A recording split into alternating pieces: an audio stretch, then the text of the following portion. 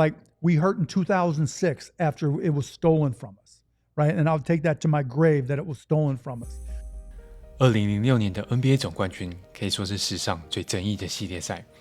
为了带领热火在0-2落后的情况，4连胜逆转小牛，打出场均39分的史诗表现。然而，这4场场均21次的罚球，也成了大家争论的焦点。老实说，追追熊之前没有完整看过06年的 Finals， 很多球迷也只记得黑哨，但也早就忘记实际的比赛内容了。因此，今天追追熊要带大家重温当年的总冠军赛，除了检视哨音，也要深入带大家重看当年我看不懂的战术细节。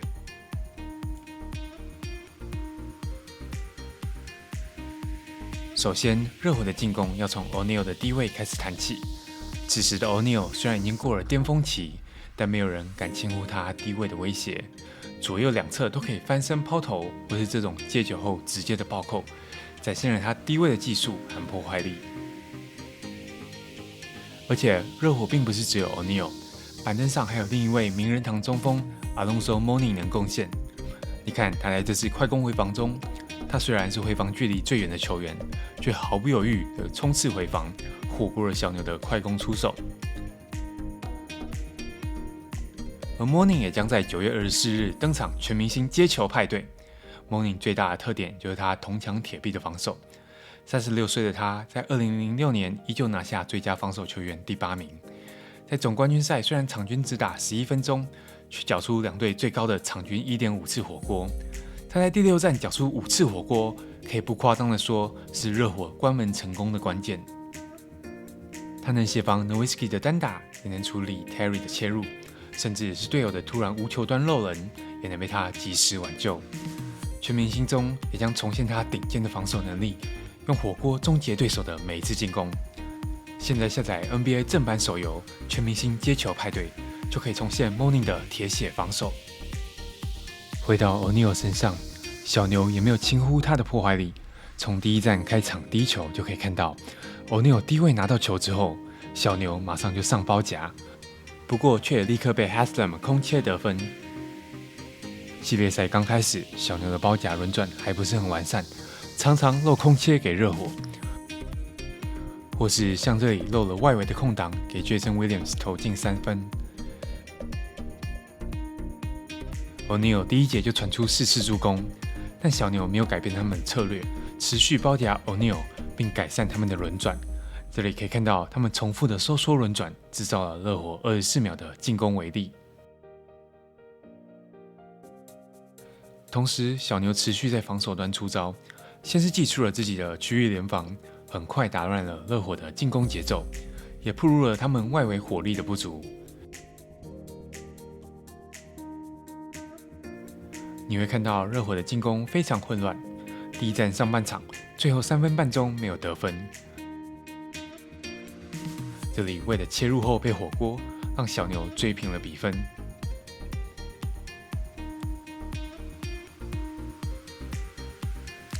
前2战小牛成功限制热火以 O'Neal 为主的进攻体系，除了包夹以外，他们也是毫不留情的对 O'Neal 犯规。而 O'Neal 这2场罚球是16罚2中，非常凄惨，让热火进攻效率相当低迷。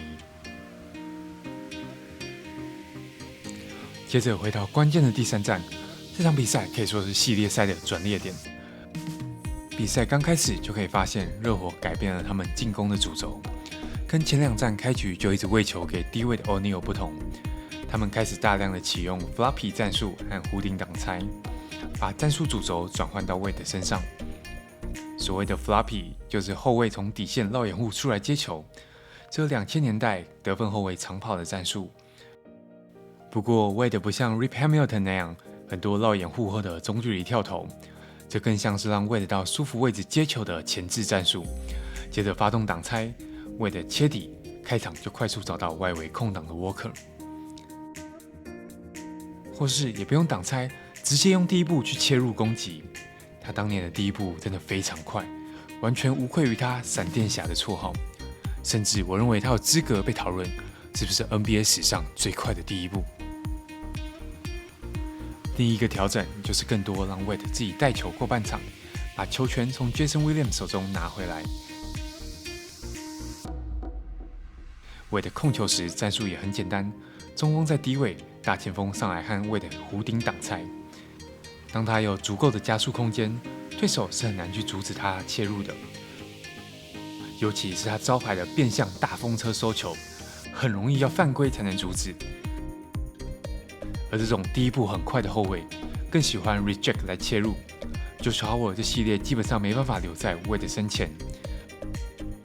其实 Wade 完全是有能力打全职控球的，他在2009年更像现代持球核心的打法，造就了他生涯最出色的赛季。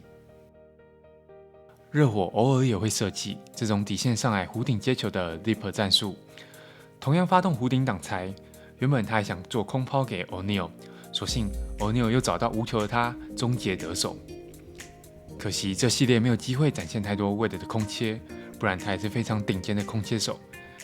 但我们能欣赏他外挂级的身体素质，篮下接球后原地起跳倒扣，这是6尺4寸能这么轻松做到的吗？很多更高的球员未必能这样扣篮。不过好笑的是，裁判在这里吹了Wade拉框的技术犯规，这吹判实在是有点多余。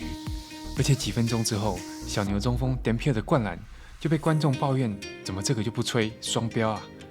不得不说，其实上半场看完，我注意到哨音反而是对热火比较不利的。Nowitzki 这次背框单打，对上 O'Neal 的翻身跳投买到了犯规。慢动作来看，这球好像也是没什么接触，而且跟裁判抱怨的 Gary Payton 还被补上技术犯规。不过热火后来也有得力回来，Josh Howard 这球切入被吹进攻犯规，但 O'Neal 很明显不在免责区外，这是我觉得很夸张的吹判的。然而到了下半场开局，不知道是要调节 Wade 的体力，还是教练头铁，热火又把进攻重心拉回到 O'Neal 身上。这次的低位进攻可以看到小牛的站前加协防，让整个禁区的空间相当拥挤。小牛很快又靠着包夹制造热火的失误，下一次的站前防守又制造了 O'Neal 挥走的进攻犯规。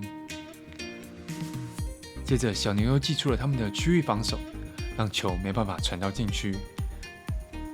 还有这次的低位单打发生失误被反快攻。总而言之，热火在上半场好不容易建立的9分领先，却在第3节败光光，甚至到了第4节中段，小牛已经反超13分。然而再来就是 Wade 的名场面了，我们来一球一球看比赛结尾到底发生什么事。热火先是呼叫他们的 floppy 战术，Wade 摆脱接球后马上挡拆，面对 Dirk 投进中距离后仰跳投。接着 Wade 同样绕底出来接球，他没有选择为低位给 O'Neal， 而是自己切入底线狭小的空间，制造 N1。可以注意 O'Neal 虽然卡在禁区，但 Dampier 不敢离开他上去协防。接下来Wade带球， O'Neal 虽然在低位要球，但他直接扣他上来挡拆。看他 crossover 这第一步真的很快，吸引了大量的协防，再加上其他球员很好的延续进攻，制造了 Posey 的3分。下一波 Terry 中距离没进之后，Wade在弧顶挡拆拔进了高难度的中距离。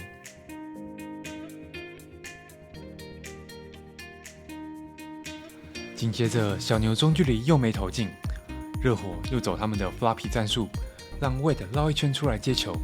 他再一次拿挡拆当诱饵切底线，面对 Dampier 的协防拉杆放进，连5波进攻得分，把分差追到3分，完全是Wade的个人秀。小牛赶快祭出他们的区域联防，Wade完全打疯了，不用战术也是直接切进去。好在这次 Dirk 的协防终于让他停止进球，但是 Haslem 抢到进攻篮板制造犯规。老实说，这是抢篮板的碰撞，我觉得有不用吹判的空间。好在没有罚球，接下来 Haslem 的中距离也没有投进。该换小牛球星站出来的时候， Nowitzki 运用挡拆快速拆掉到低位接球，快速的单打制造 Haslem 的犯规，2罚俱进稳住了比分。接着小牛继续维持着他们的区域防守，Wade找不到突破口，后撤步3分没进。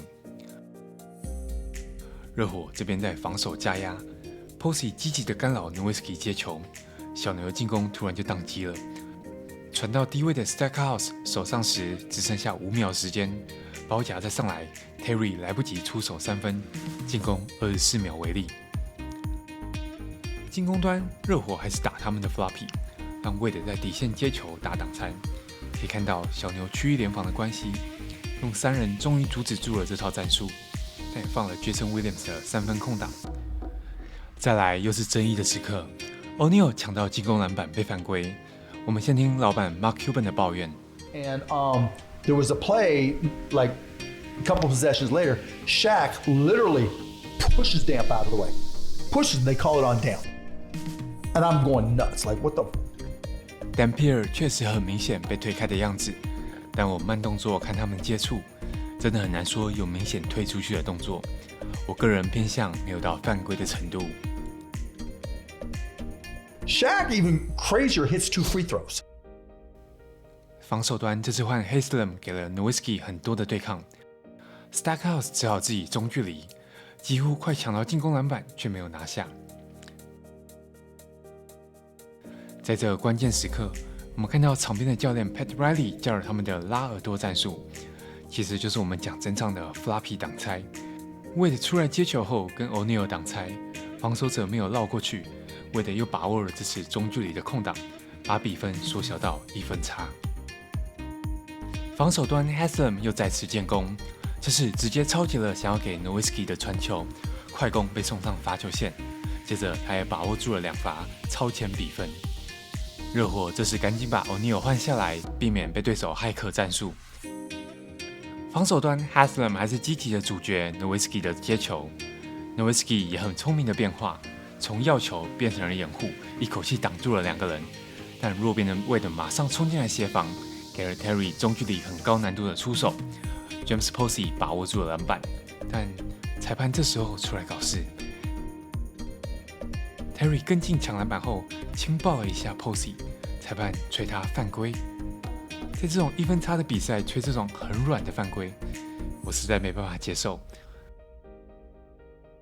所幸热火终于错失一个罚球，让小牛还有逆转的机会。这次 Harris 带球推进，发动挡拆，快速得分。为什么这次得分那么轻松？其实是因为 O'Neal 下去后，小牛也把他们的中锋换下去。这次的挡拆突然有很好的空间，变成了很现代的 spread pick and roll， 没有太多的协防下轻松得分。热火最后当然是把球给 Wade 处理。但他这次处理的不是很好，太早的收球几乎被对方守死。所幸 Jason Williams 上来救援，又找到空档的 Payton 带步中距离跳投，热火几乎把握了关键时刻所有的跳投。不过小牛还是有 9.2 秒追平或逆转的机会。这次边线发球，小牛靠着多重的掩护，让热火的2名防守者撞在一起。Nowitzki 接球后快速进攻，扎扎实实的制造犯规。然而我没有意料到的是 ，Nowitzki 在稳稳罚进第一球之后，本该追平比分的第2罚竟然失手了。Wade 抢到篮板后马上被犯规。你看，连场边年轻的 Spoelstra 都那么激动，就知道他们有多意外。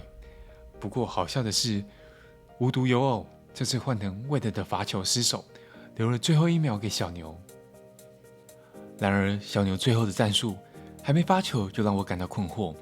教练竟然让 Nowitzki 来发球，怎么想 Nowitzki 都是最有能力在这最后1秒完成高难度进球的王牌，就算战术不是给他，也会是很好的诱饵。我不太理解让他发球的决定。最后他们设计了一个空抛战术，被 Wade 识破，终结比赛。总结来说，热火在第3场比赛做出了很好的调整，把战术主轴转向 Wade， 让他持续的攻框，再加上他爆发的中距离状态，帮热火从悬崖边拉了回来。而这场比赛的哨音两边都有些来回，热火确实在关键时刻得了1点，但不是在Wade身上，而这颗莫名的篮板犯规，还有 Dampier 这颗有嫌疑的篮板犯规。然而小牛完全有机会弥补，但自己几次关键时刻的错误，让热火吹响他们反扑的号角。不过这系列还没完结，还有后3场比赛还没分析，追追熊希望能再做一部影片，把这系列分析完。2006年的热火到底有没有黑哨？让我们继续看下去。另外，很久没做这种经典比赛回顾，不知道大家还有哪些系列赛想重看？欢迎大家在留言告诉我。我是追追熊，我们下次见。